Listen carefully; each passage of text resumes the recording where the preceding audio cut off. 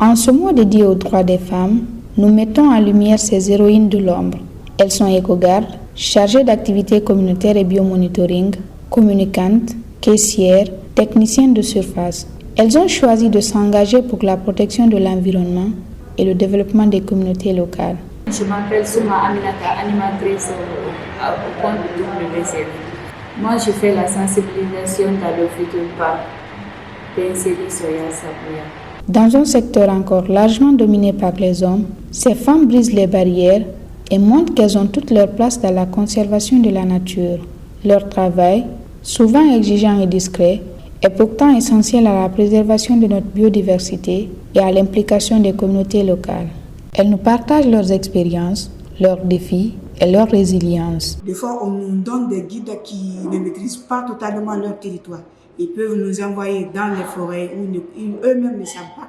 Donc, c'est aussi l'une des difficultés que nous rencontrons sur le terrain.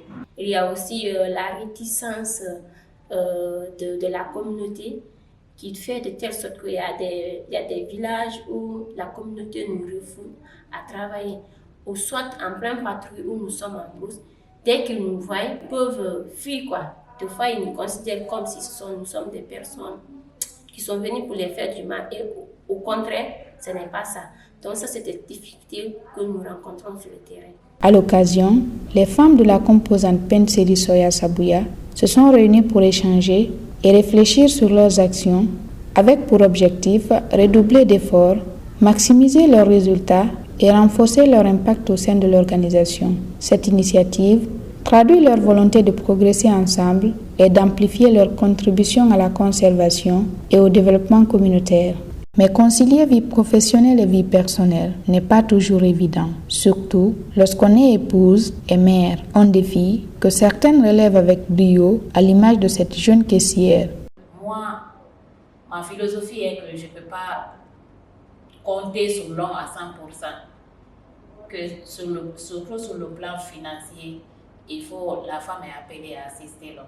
Donc, gérer le foyer, parce que si je me suis déjà fait l'idée que je dois avoir ça pour moi-même et en même temps m'occuper de mes enfants et de mon mari, il faudrait que je me lève et faire ce qu'il faut. Je ne peux pas m'asseoir à la maison, me victimiser pour dire que j'ai les enfants, j'ai l'achat des enfants, je ne peux pas faire tel, je ne peux pas faire tel. C'est une question de planification sur la femme. Les résultats sont toujours fournis à temps. Jour après jour, sur le terrain ou en coulisses, elles apportent leur expertise, leur détermination et leur passion pour faire avancer la mission de la Wild Chimpanzee Foundation. Elles sont la preuve vivante que le leadership féminin est une force motrice du changement. Mon travail consiste à contribuer au développement de l'environnement du fait que nous leur montrons les bonnes pratiques d'agroécologie et non la déforestation et les communautés, le rendement que les communautés gagnent en fin de chaque campagne. Mon rôle dans cette organisation, c'est d'accompagner et sensibiliser les paysans dans les activités du maraîchage, agriculture et apiculture.